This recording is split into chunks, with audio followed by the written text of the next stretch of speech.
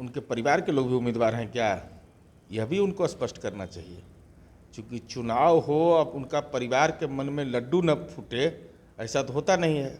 यह भी स्पष्ट कर देते तो बेहतर होता कि तेजस्वी यादव आप बहुत लोकप्रिय थे, आपके पिताजी कहते हैं कि मेरा बेटा तो बहुत तेज है, तो 80 से 74 पर कैसे पहुंच गए।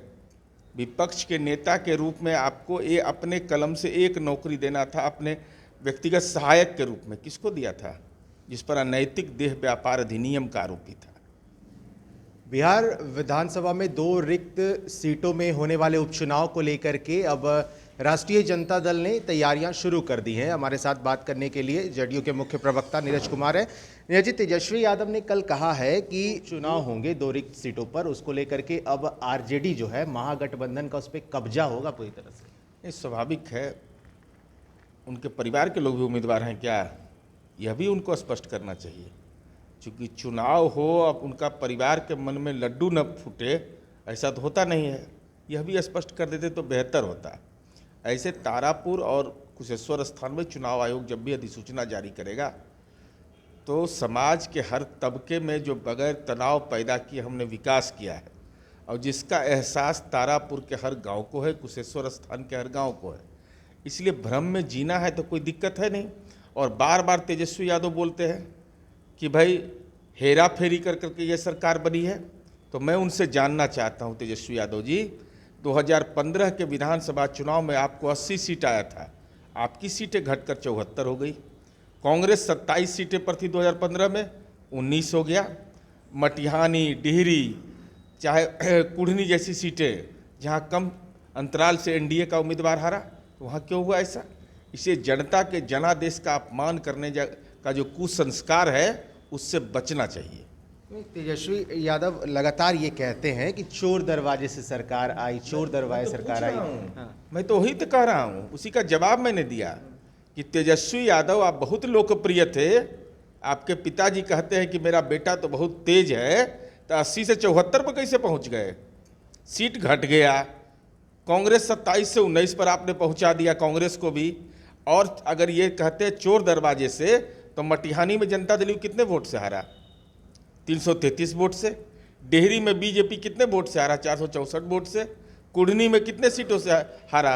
777 वोट से। तब तो हम बहुत सारी सीटें हैं, बखरी की सीटें, बहुत सारी सीटें हैं। तो जनता के जनादेश के अनुकूल न ईवीएम से निकलेगा कि आपके पिताजी और आपकी इच्छा से निकलेगा। इसलिए और इसके अलावा आपके प्रदेश अध्यक्ष जगता बाबू जी का बेटा जीता, आप जीते।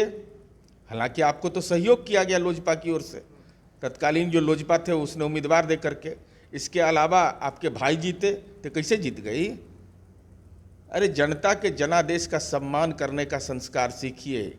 ये अगर कहते हैं तो इसका जवाब दीजिए कि आप बहुत लोग 80 से 74 पर कैसे आ गए, कांग्रेस 27 से 19 पर कैसे आ गई। प्रथम फेज में आपने भ्रम का बादल फैलाया, लेकिन बाद में लोगों को एहसास हुआ कि अगर ये लंपट राज आ गया तो क्या होगा। इस बिहार को जो सजाने और संवारने की कार्रवाई हो रही है, तो जनता ने अपने जनादेश का रुख बदल दिया। तेजस्वी यादव ने यह भी कहा कि इस लंपट सरकार ने जो वादा किया था बेरोजगार को लेकर के, वो रोजगार नहीं मिला और 15 लाख लोग और बेरोजगार हो गए। नहीं, मैं तेजस्वी यादव से जानना चाहता हूँ, आपको भी 22 महीना काम करने का मौका मिला है। आप भी स्वास्थ्य विभाग में आपका भाई मंत्री थे, आप खुद पीडब्ल्यूडी के मिनिस्टर थे, कितने लोगों को रोजगार दिया था? और तुलना करके देख लीजिए। मैं पूरे दावे और चुनौती के साथ कहता हूं कि तेजस्वी यादव आपके निर्वाचन क्षेत्र में, आपके भाई के निर्वाचन क्षेत्र में, आपके दल के प्रदेश अध्यक्ष के निर्वाचन क्षेत्र में, आपके गांव में, पैतृक गांव में, ननिहाल में जो सरकारी क्षेत्र में रोजगार मिला है, किसी को जमीन भी लिखना पड़ा है। सरकार संगठित और असंगठित क्षेत्र में जो रोजगार के द्वार नहीं खोलते, तो आज कैसे आतंकवाद विरोधी बटालियन, महिला बटालियन देश में पहला बिहार की बेटियों ने बनाया। तो ये एहसास नहीं है बिहार के लोगों को? बिहार के लोगों को एहसास है, चाहे वह बेटी को रोजगार देने के मामले में हो, स्वतंत्रता सेनानी की तीसरी पीढ़ी को रोजगार देने के मामले में हो, संगठित क्षेत्र में हो, असंगठित क्षेत्र में हो। कितने शिक्षक की बहाली किया था आपने? 15 वर्ष में 39,000 और हम 4.5 लाख से ऊपर बाकी प्रक्रियाधीन है। तब पर भी आपको एहसास नहीं है। हाँ, आपके जैसा रोजगार हम नहीं कर देंगे कि ज़मीन लिखवा करके, और रोजगार पर जब भी आप बोलते हैं तेजस्वी यादव, मेरा अनुरोध होगा आपसे कि आपके माँ पिता ने रोजगार के नाम पर जो ज़मीन लिया है, आपके नाम से जो ज़मीन है उस परिवार को लौटा दीजिए, तब समझेंगे कि आपकी नीयत सही है। नहीं, एक बात हमेशा निकल के सामने आता है नीरज जी, तेजस्वी यादव भी कहते हैं कि अगर हमारी सरकार बनती तो पहली कलम से 10 लाख रोजगार। क्या इतना आसान है ये 10 लाख रोजगार पहली कलम हम तो यही जानना चाहते, एक नौकरी देना था आपको, विपक्ष के नेता के रूप में आपको ये अपने कलम से एक नौकरी देना था, अपने व्यक्तिगत सहायक के रूप में। किसको दिया था? जिस पर अनैतिक देह व्यापार अधिनियम का आरोपी था।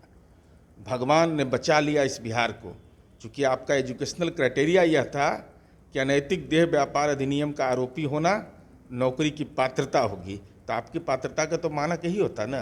तो आज बिहार के लोगों को एहसास हो गया इस बात का। और ये 10 लाख, अरे 10 लाख रोजगार कैसे देते प्रथम कैबिनेट में? इतना सामान्य ज्ञान नहीं है बिहार के लोगों को कि भाई कोई भी आयोग है, उसका रोस्टर बनेगा, एग्ज़ाम होगा, एग्ज़ाम होने के बाद कैसे दे देते रोजगार? आप जरा ये समझाइए हमको।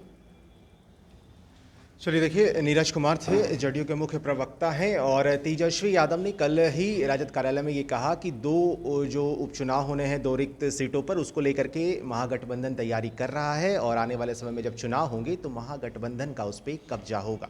आप बने रहें फर्स्ट बिहार झारखंड के साथ। नमस्कार।